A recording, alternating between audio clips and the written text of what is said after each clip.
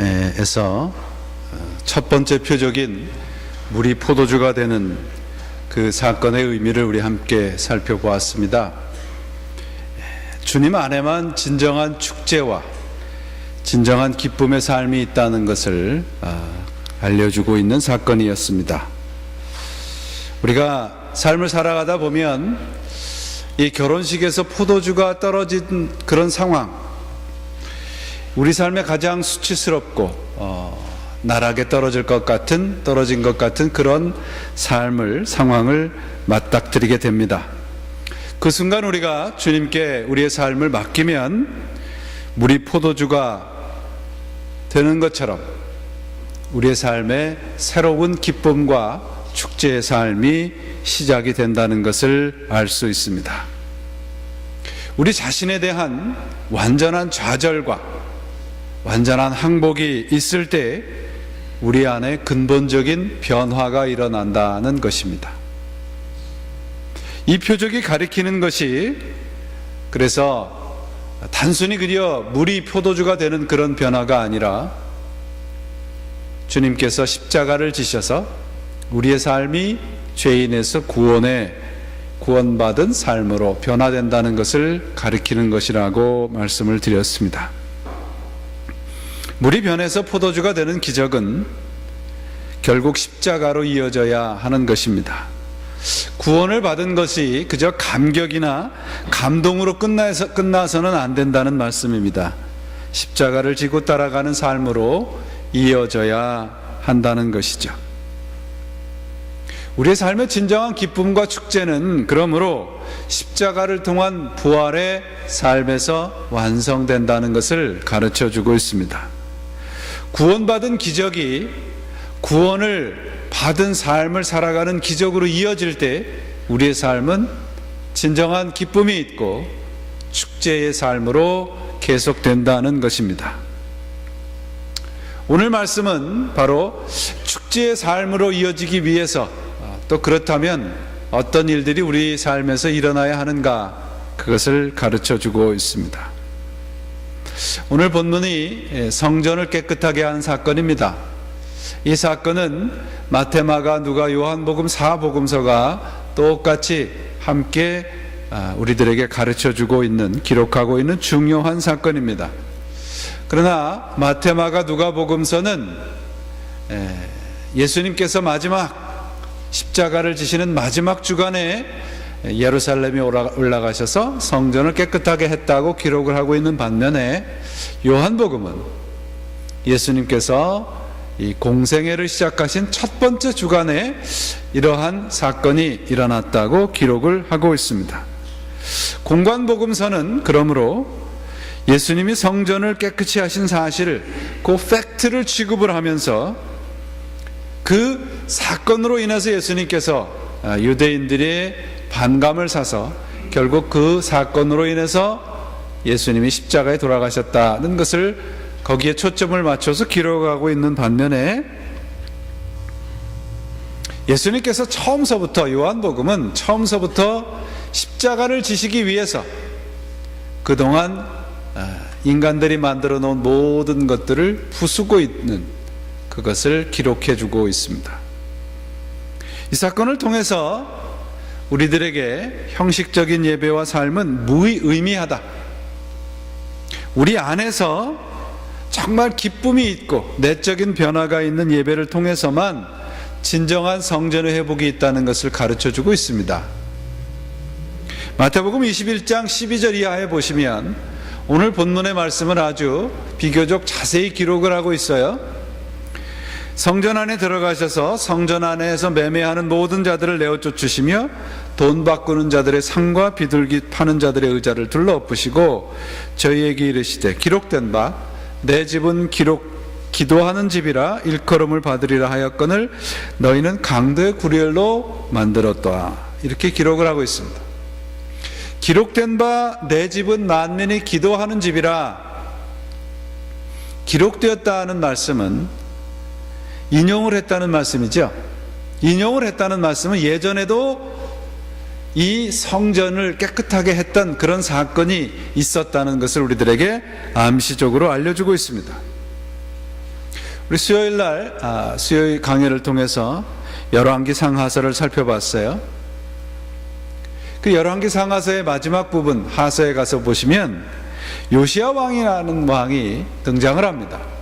역대기 43장에 보시면 요시야 왕에 대해서 이렇게 기록을 하고 있어요. 요시야가 위에 나아갈 때에 나이 80세라 예루살렘에서 31년을 치리하며 여호와 보시기에 정직히 행하여 그 조상 다윗의 길로 행하여 좌우로 치우치지 아니하고 오히려 어렸을 때에 곧 위에 있은 지 8년에 그 조상 다윗의 하나님을 비로소 구하고 그 12년에 유다와 예루살렘을 비로소 정결케 하며 그 산당과 아세라 목상들과 아로 새긴 우상들과 부어 만든 우상들을 제하여 버리매. 남쪽에 있었던 유다 왕의 거의 마지막 때에 요시야 왕이라는 사람이 종교개혁을 일으킵니다. 성전을 깨끗이 수리하다가 거기에서 율법책을 발견하고 그 율법책을 발견한 것을 백성들과 함께 읽으면서 회개를 하게 됩니다. 회개를 한 후에 정말 감격적인 유월절 예배를 함께 드리게 돼요. 그 유월절 예배에 대해서 이렇게 얘기를 하고 있습니다. 역대하 34장 18절 선지자 사무엘 이후로 이스라엘 가운데 유월절을 이같이 지키지 못하였다. 사무엘 이후로 처음으로 유월절 예배를 드렸다는 말이에요. 그러니까 얼마나 감동스럽겠습니까? 우리 신앙에 예배에 대한 감동이 없이는 신앙에 진정한 회복이 있을 수 없어요. 참다운 예배를 회복한다는 것은 우리가 예배를 드리는 감동이 있어야 합니다. 제가 오늘 아침에 이렇게 교회로 오다 보니까 정말 단풍이 이쁘더라고요. 정말 단풍이 이뻐요. 얼마나 아름답습니까? 그런데 이 아름다운 모습들이 눈에 들어오기가 그렇게 쉽지 않다는 거예요. 왜? 당연하게 생각하기 때문에 그래요. 예배를 드린다는 것은요, 그렇게 당연하게 생각하는 그런 것들을 새로운 마음을 갖게 만드는 것입니다. 예배를 제대로 드린다는 것은 하나님과의 바른 관계의 첫 걸음이에요. 예배를 드리면서 하나님과의 관계가 회복이 되는 것이죠. 그런데 이렇게 감동적인 유월절 예배를 참으로 오랜 시간이 지난 후에 드리고 있는 이스라엘 백성들에게 예레미야 선지자가 찬물을 끼얹는 말을 해요. 예레미야서 7장 1절 4절에 보시면 여호와께서 예레미야에게 말씀이 임하여 가라사대 너는 여호와의 집 문에 서서 이 말을 선포하여 이르기를 여호와께서 경배하러 이 문에 들어가는 유다인들아 다 여호와의 말씀을 들으라. 만군의 여호와 이스라엘의 하나님이 이같이 말씀하시되 너희 길과 행위를 바르게 하라. 그리하면 내가 너희로 이곳에서 거하게 하리라. 너희는 이것이 여호와의 전이라 하는 거짓말을 믿지 말라. 감동적인 예배를 드리고 있는 이스라엘 백성들에게 칭찬이 아닌 경고의 메시지가 전달되고 있습니다. 마치 이런 것과 같습니다.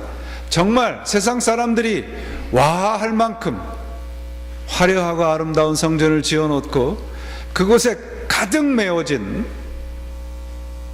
하나님의 백성들에게 이곳은 여호와의 전이 아니다 라고 하나님의 선지자가 말씀을 전하고 있는 것입니다. 왜 그랬을까요? 왜 그랬을까? 하나님이 사람들이 기뻐하는 것을 싫어하셨을까? 그런데 자세히 들여다보면 진정한 예배가 무엇이라는 것을 가르쳐주고 있습니다. 예레미야 7장 5절부터 11절 말씀이 계속해서 우리들에게 이 이상한 마음에 대한 답을 가르쳐 줍니다. 너희가 만일 길과 행위를 참으로 바르게 하여 이웃들 사이에 공의를 행하고 이방인과 고아와 과부를 압제하지 말고 무죄한 자의 피를 이곳에 흘리지 아니하며 다른 신들을 쫓아 스스로 해하지 아니하면 내가 너희를 이곳에 거하게 하리니 곧 너희 조상의 영원 무궁히 준 이 땅이니라. 너희가 무익한 거짓말을 의뢰하는도다. 무슨 말씀을 하고 있습니까? 지금 하나님은 새 예배당을 짓고 정석권 예배를 드리고 있는 신자들에게 너희가 지금 내 집을 도적의 구열로 만들고 있다고 말씀하고 있어요. 그 아름다운 성전이 강도의 구렬이 되지 않기 위해서는 어떻게 해야 되느냐? 너희 길과 행위를 바르게 하라. 너희 길과 행위를 바르게 하라. 예배를 드리는 일과 우리의 일상의 삶이 다르지 않다는 것을 말씀을 하고 있습니다. 말씀을 읽고 예배 회복이 일어난 백성들의 영혼을 향하여 스스로 만족하여서 스스로 이렇게 아름다운 성전을 지어놓고 우리가 위대한 일을 했다고 생각하지 말라. 건물에 머무르는 신앙이 되지 말라고 경고하고 있습니다. 예배당에 나와서 제물을 드리고 예배를 드리는 것은 어떤 의미에서 하나님과 상관이 없다는 무서운 말씀을 하고 계세요. 그럼 예배는 무엇입니까? 우리는 지금 무엇을 위해서 예배를 드리고 있습니까?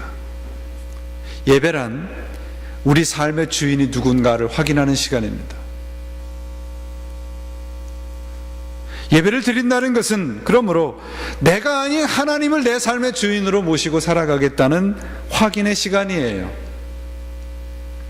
예배를 드리는 것과 삶은 별개의 것이 아니라는 것을 성경이 우리들에게 가르쳐 주고 있습니다. 성경을 읽으시면 우리는 알 수 있습니다. 하나님은 아름답고 웅장한 건물을 원하지 않으세요. 하나님은 찾고 있는 것이 있습니다. 그것은 하나님의 백성입니다. 사람들입니다. 주님은 오늘 본문을 통해서 우리들에게 분명히 말씀하고 계세요. 하나님은 예배당을 찾는 분이 아니라 예배를 드리는 사람들을 찾고 계신다는 것입니다. 오늘 본문에서 말씀하세요. 이 성전을 헐라. 이 성전을 헐라. 다른 성전을 세우시겠다는 말씀이죠. 바로 예수 그리스도입니다. 내 안에 예수 그리스도를 세워가는 삶이 진정한 성전된 삶이라는 선언입니다. 예수님께서 오늘 본문의 배경을 보면 예수님께서 지금 예루살렘을 방문하셨을 때 이때가 주후 26년 경입니다. 성전에서 이 예루살렘 성전의 보수 작업이 오늘 본문에도 나오죠. 46년 동안 진행이 되고 있었다는 거예요. 그러니까 성전이 지어지기 시작한 것은 예수님이 태어나기 20년 전이에요. 그리고 성전이 완성이 됐을 때가 주후 64년입니다. 그러니까 무려 예루살렘 성전이 완성이 되기까지 84년이 걸렸습니다. 예수님께서 성전을 방문했을 때는 성전이 아직 완성이 되지 않았을 때예요. 그럼에도 46년이라는 시간이 걸렸습니다. 그렇다면 그 위대한 웅장한 성전을 보면서 예수님께서 왜 헐라고 하셨을까? 물론 예수님의 예언이 주후 70년경에 로마 장군 티투스에 의해서 예루살렘 성전이 초토화됩니다. 성경 말씀 그대로 돌 위에 돌 하나 남지 않고 완전히 무너져 버립니다. 단순히 예수님의 말씀이 성전이 무너질 것이라는 예언의 말씀이 아니라는 것을 알 수 있습니다. 성전은 건물이 아니라 예수 그리스도 자신이라는 것이죠. 주님이 이 땅에 오신 목적이 무엇입니까? 이 성전을 헐기 위해서입니다. 인간들이 만들어 놓고 자신들의 업적과 성취를 자랑하는 장소, 종교적인 지위와 직분이 매매되는 곳, 하나님을 들먹이면서도 전혀 하나님의 영광이 드러나지 않는 곳, 자신의 육적 이익을 채우기 위해서 혈안이 되어 있는 곳 다 헐기 위해서 예수님께서 이 땅에 오신 겁니다. 인간들이 아무리 이곳이 성전이라 여호와의 전이라 아무리 강조를 해도 하나님은 아니라고 말씀하고 계세요. 그곳에서 하나님을 섬기는 사람들의 변화와 하나님을 섬기는 사람들의 놀라운 일들이 일어나기 전에는 그곳은 여호와의 전이 아니라고 말씀하고 계세요. 여호와의 전은 어디입니까? 그러면 우리의 길과 행위를 바르게 하는 사람들이 있는 곳입니다. 이웃과 사랑과 공의를 나누는 곳, 우리가 갖고 있는 물질과 시간과 재능을 함께 나누는 곳, 그것이 여호와의 전입니다. 주님께서 분명히 선포하십니다. 내가 곧 성전입니다. 주님이 성전이세요. 곧 주님이 우리와 함께 계신 곳이 주님의 성전입니다. 주님이 계시지 않으면 그곳이 아무리 아름다운 곳일지라도 하나님의 전이 아니라는 것을 말씀을 하고 계세요.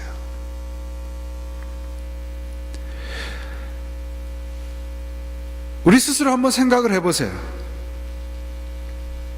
우리의 삶의 자리에서 주님이 함께 따라 살고 계시는지, 오늘 예배드리는 이 모습으로 세상에서 똑같이 살고 계시는지. 우리는 움직이는 성전이지 않습니까? 우리의 삶의 주인이 주님이셔야 합니다. 오늘 본문을 통해서 예수님의 전혀 생소한 모습을 맞닥뜨리게 됩니다. 주님께서 분노하세요. 대노를 하십니다. A.W. 토처라는 20세기의 영적인 지도자로 칭함을 받는 목사님이 계세요. 이분이 이 말씀을 하세요. 오늘날 교회가 이야기하는 하나님은 사람을 놀라게 하는 일이 없다. 오늘날 교회에서 선포되는 하나님의 모습을 한번 생각해 보세요. 하나님은 물론 좋으신 분입니다. 인자하신 분입니다. 그러나 하나님은 공의의 하나님이세요. 하나님의 말씀에 합당치 않은 삶을 살아가는 사람들에게는 하나님은 대노를 하시는 분이십니다. 하나님은 좋으시고 인자하신 이웃집 아저씨와 같고 그런 모습들만 오늘날 교회에서 선포되고 있는 것은 아닌가요? 하나님의 이 전혀 생소한 모습을 선포하면 사람들은 귀를 막습니다. 그러나 오늘 성경 말씀을 보세요. 예수님의 모습을 한번 보세요. 마크 뷰캐넌이라고 하는 목사님은, 그래서 오늘날 우리들이 갖고 있는 하나님의 모습을 Your God is too safe 라는 제목으로 우리의 신앙을 지적을 하고 있습니다. 마음씨 좋은 할아버지와 같은 하나님을 앞세우고 있다는 것이죠. 예수님의 모습을 보세요. 그렇다면 예수님께서 왜 이렇게 대노하셨을까 하는 거예요. 이때가 6월절입니다. 많은 사람들이 예루살렘에 올라갑니다. 성전이 북적거립니다. 성전 뜰에는 재물을 파는 사람, 돈을 바꿔주는 사람들로 북적이고 법석을 떨고 있습니다. 원래 이 6월절을 예루살렘 성전에서 지키기 위해서는 소나 양이나 비둘기 같은 재물을 본인이 기르던 것 중에서 가장 좋은 것을 가지고 예루살렘까지 와야 합니다. 그런데 먼 길을 오다 보면 아무리 좋은 그런 재물을 가지고 와도 중간에 병이 들거나 중간에 상하기 쉬워요. 그래서 예루살렘 성전 측에서 그러한 순례객들의 편의를 위해서 성전 앞에서 좋은 재물을 팔게 했습니다. 그리고 또 한 가지는 성전세를 이제 내야 되는데, 성전세는 각기 다른 지방이 여러 가지 종류의 자기 나름대로의 돈을 가지고 있었어요. 그것을 다 바꿔서 히브리 돈으로만 내야 했습니다. 그러니까 성전 앞에서는 재물을 팔고 또 돈을 바꾸어주는 환전상들이 법석이게 됐습니다. 순례객들의 편의를 위해서 시작한 이 일이 성전에 많은 재물을 가져다 이익을 챙기기에 급급한 그런 일로 타락을 하게 돼요. 이 당시에 이 성전세가 거쳤는데, 성전세가 거친 예루살렘 성전세가 1년에 우리 지금 돈으로 약 한 12만 불 정도 됐다고 그래요. 그런데 돈을 바꾸어주고 챙긴 그 환전세가 얼마냐 하면 15만 불이에요. 아니 15,000불이에요. 그러니까 얼마나 많은 것들을 돈을 바꾸어 준다는 것 명목으로 이득을 챙겼는가 하는 것을 알 수 있습니다. 주님이 이 부분에서 대노를 한 거예요. 인간의 탐욕과 욕망을 위해서 하나님이 이용되는 거예요. 여러분, 하나님의 이름을 망령되이 일컫지 말라 우리 십계명에 있잖아요. 그 영어로 뭐라고 되어 있습니까? Don't misuse God's name 이렇게 되어 있습니다. Don't misuse. 하나님의 이름을 잘못된 곳에 사용하고 있습니다. 주님의 분노는 성전이 거룩함을 향해 가는 것이 아니라 인간의 욕망을 채워주는 장소로 타락했기 때문에 대노를 하신 것입니다. 교회를 성전이라고 부르잖아요. 거룩한 곳입니다. 교회는 우리 인간들의 소원이나 욕망을 채워주는 것이 아니란 말이에요, 여러분. 오늘도 우리는 예배를 드릴 때 사도신경을 고백을 했어요. 하나님에 대해서, 예수님에 대해서, 교회에 대해서 고백을 했습니다. 교회에 대해서 뭐라고 고백을 하셨습니까? 거룩한 공회와 성도가 교제하는 것을 믿는다. 그렇게 돼 있어요. 서로 교통하는 것을 믿는다. 교회가 어디 위에 세워졌습니까? 베드로의 고백 위에 세워졌습니다. 예수님께서 하나님의 아들이라고 고백한 베드로의 그 고백 위에 예수님의 교회를 세우시겠다고 말씀하셨는데, 그때 내가 교회를 세우겠다고 한 그 교회가 에클레시아입니다. 사람이에요. 베드로의 고백 위에 사람을 세우시겠다는 거예요. 하나님을 믿는. 그 예수님의 교회에 대한 첫 번째 말씀이에요. 오늘날 교회를 우리가 영어로 church라고 그럽니다. church라는 말은 헬라어 퀴리아케라는 말에서 유래가 됐어요. 이것은 퀴리오스, 곧 주님에 속한 사람들이란 뜻입니다. 교회는 예수 그리스도와 관계를 맺고 있는 사람들의 모임이라는 것이에요. 주님이 부르셔서 당신의 소유로 삼으신 주님의 백성들, 사람들을 세우셔서 부르셔서 무엇을 하시겠다는 것일까요? 교회는 거룩함을 그 목적으로 삼습니다. 거룩한 공회예요. 거룩한 공회. 영어로 보면 Universal Church, We Believe Holy Catholic Church라고 되어 있습니다. Catholic Church라는 말은 Universal이라는 뜻이에요. 보편적이라는 뜻입니다. 근데 앞에 Holy라는 말이 있잖아요. 우리를 거룩한 사람으로 만들기 위해서 하나님께서 부르셨다는 겁니다. 교회는 여러분 행복을 가르치는 곳이 아니에요. 교회는 거룩함을 가르치는 곳입니다. 거룩함을 훈련하고 거룩해져서 세상 가운데서 거룩하게 살게 만들어주는 것이 교회예요. 교회는 거룩한 사람을 만드는 곳이어야 합니다. 교회는 내 자신의 십자가를 지는 싸움, 자신을 부정하는 싸움, 남을 나보다 낮게 여기는 싸움, 약한 사람들을 받아주고 함께 짐을 지는 싸움을 하는 곳입니다. 그래서 에베소서에 보시면 하나님께서 우리를 부르시고 세우시고 우리를 자라게 하신다고 사도 바울은 말씀을 하고 있습니다. 오늘날 우리가 예배를 드리고 있는 이 예배당은 눈에 보이는 교회입니다. 근데 교회는 눈에 보이는 교회가 있고 눈에 보이지 않는 교회가 있어요. 눈에 보이지 않는 교회는 누굽니까? 우리 자신들입니다. 우리 안에 갖고 살아가는 생각이에요. 우리 안에 갖고 살아가는 우리 삶의 목적입니다. 가치입니다. 여러분은 무슨 목적을 위해서 세상을 살아가시고 어떤 가치를 위해서 살아가십니까? 이 세상이 교회에 대해서 손가락질합니다. 저는 긍정적으로 받아들입니다. 왜 손가락질할까? 오늘날 왜 교회에 대해서 손가락질할까? 세상에는 소망이 없기 때문에 그렇습니다. 아직도 세상은 교회를 바라보면서 저곳에 소망이 있어야 하는데 그렇게 생각을 하고 있습니다. 교회가, 세상의 교회에 대해서 어떨 때 소망을 가질 수 있을까요? 웅장하고 거대한 예배당을 지어놓고 자화자찬할 때일까요? 아닙니다, 여러분. 우리 교회 재정이 얼마고 우리 교회 인원이 얼마고 자랑할 때일까요? 아닙니다. 아니에요, 여러분. 아니에요. 성경을 읽어보세요. 얼마나 그곳에 예수 그리스도를 닮은 사람들이 있을까? 얼마나 예수를 닮기 위해서 사람들이 애를 쓰고 있을까? 그것을 보면 세상은 교회에 대해서 소망을 가질 것입니다.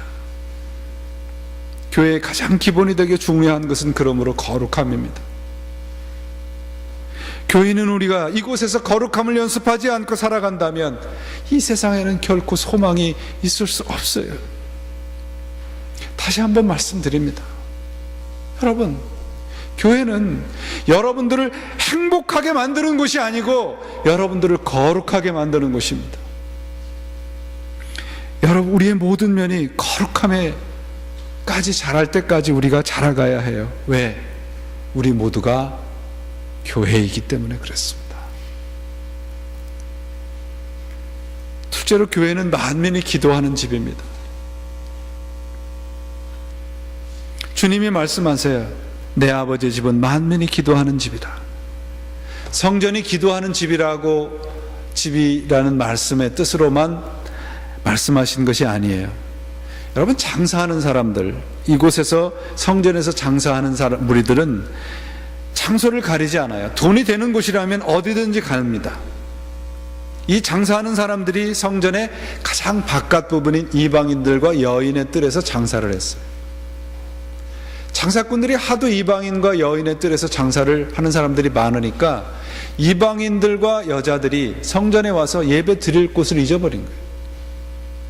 그래서 성전에까지 왔다가 다시 돌아가는 일이 생기게 됩니다.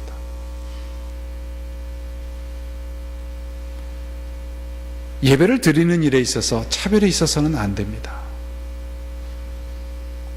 하나님의 이름으로 불러주는 곳에 인간의 욕망에 욕심의 악취가 풍기고 있었기에 예배를 드리고 싶은 사람들의 발걸음을 돌리게 했던 것이에요. 주님은 그것을 지적을 하고 있습니다. 두 번째로, 교회는 모든 사람들이 기도하는 곳입니다. 기도하는 곳이에요. 하나님의 도우심을 구하고 하나님의 인도하심에 따라 살아간다는 뜻이겠지요. 우리의 삶의 현장을 기도하는 곳으로 만들 책임이 우리들에게 있습니다. 기도하는 삶의 현장이 성전이기 때문에 그렇습니다. 우리들의 인생에 문제가 무엇일까요? 아니, 우리들이라고 말할 것, 제 인생에 문제가 무엇인지 아십니까? 기도보다 제 생각이 앞설 때입니다. 기도보다 제 합리성이 앞설 때입니다. 기도보다 내 생각이 앞설 때 우리 인생은 무너지고 맙니다. 예배는 기도하는 시간입니다. 여러분, 하나님 앞에서 창피한 게 뭐 있어요? 여러분이 갖고 있는 합리성, 여러분의 생각, 무엇이 중요합니까? 하나님 앞에 어린아이처럼 춤추고 어린아이처럼 어리광도 부리고 기도하고, 그런 것들이 진정 예배하는 시간이 아니겠습니까? 성전이 어디입니까?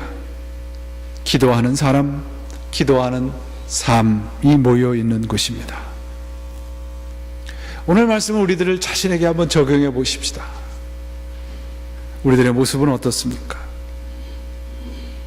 우리들 영혼에 주님께서 말씀하세요. 이 성전을 헐어라. 우리 자신을 다 허물라는 말씀이죠. 이 자신을 허물라는 말씀은 우리 각자가 우리의 중심에 하나님을 모시고 하나님을 바라보고 하나님 안에서 바로 서는 것을 말씀합니다. 예수 그리스도가 우리의 삶의 주인으로 모시는 것이죠. 기억해야 합니다. 주님께서는 성전을 지으시러 오신 분이 아니라 헐러 오신 분이십니다. 성전을 무너뜨리러 오셨어요. 곧 새로운 우리 그리스도를 믿는 사람들을 세우시기 위해서 오신 것입니다. 주님께서 허물라고 말씀하실 때는 다시 세우시겠다는 말씀이에요. 허물면 진정한 성전이 세워집니다.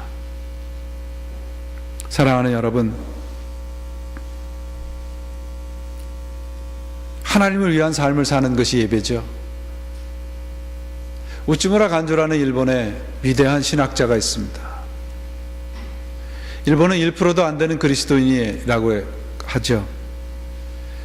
태평양 전쟁을 일으켰던 일본의 군국주의에 항거했던 그 신앙과 말씀으로 그들 군국주의라고 하는 거대한 세력에 맞섰던 일본의 그리스도인 우츠무라 간조가 있어요. 그의 묘비에 이렇게 써 있다고 그래요. I for Japan, Japan for world, world for Jesus, all for God. 나는 일본을 위하여, 일본은 세계를 위하여, 세계는 그리스도를 위하여, 모든 것이 하나님을 위하여. 오늘 내 자리를 지키는 것이 예배입니다. 오늘 내 자리를 지키는 것이 하나님을 위하는 삶입니다. 오늘 교회들이 깨끗하게 되는 일은 어디서부터 시작을 해야 할까요? 우리 자신에서부터 시작을 해야 합니다. 우리 모두는 주님이 거하시는 전이기 때문에 그렇습니다. 작은 성전된 우리 자신에서부터 변화가 일어나고 개혁이 일어나야 합니다. 구조도 바꿔야 되고 체제도 바꿔야 되는 것도 좋습니다. 그러나 중요한 것은 우리 각자가 변화되는 것입니다. 내가 변화되면 하나님 안에서 온 세계가 변화되기 때문에 그렇습니다. 이제 우리가 가지고 있는 생각, 계획, 욕심 주님 앞에 내려놓고 다 허무시기 바랍니다. 성전이 성전되기 위해서, 교회가 교회다워지기 위해서 필요한 것은 먼저 허물어야 하는 것이죠. 다 허무십시오. 그리고 주님 안에서 다시 세워주기 바랍니다. 나라고 하는 성전을 허물면 하나님께서, 그리스도께서 거하시는 진정한 성전을 세워가실 것입니다. 우리 교회가 이 세상을 향해서 무엇을 선포할 것입니까? 여러분이 이 세상에서 살아가시면서 무엇을 선포하시겠어요? 내 안에 그리스도가 있다. 내 안에 하나님이 있다. 내가 바로 성전이라는 것을 세상에 선포하시면서, 그러기 위해서 먼저 내 안에 있던 것들을 허무시고 예수 그리스도를 여러분의 삶의 주인으로 모시고 우리 교회의 주인으로 모셔서 진정한 성전된 모습을 갖추어가는 여러분 모두와 우리 교회가 되시기를 주님의 이름으로 축원을 드립니다.